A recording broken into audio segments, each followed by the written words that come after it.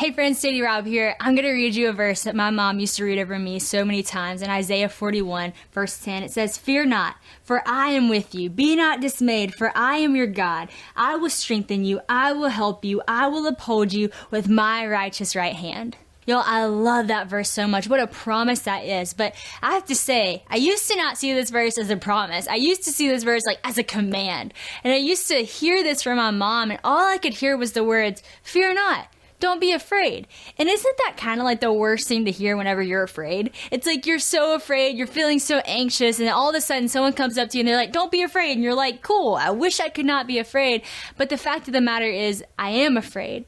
I used to struggle with anxiety pretty bad, and that's why my mom would read this verse over me. And what I realized later in life is that my mom, when she read this verse over me, I was just listening with the ears to hear the wrong thing. All I was hearing was, "Do not fear."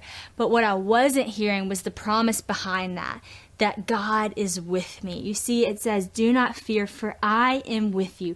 Be not dismayed, for I am your God. I will strengthen you. I will help you. I will uphold you on my righteous right hand." You see, the reason why we don't have to be afraid is because God is who he is.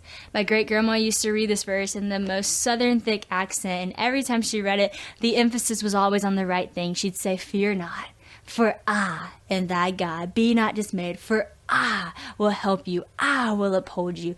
And it would always remind me that, hey, you know what? I might be afraid, but I don't have to be, because God is bigger than my fears.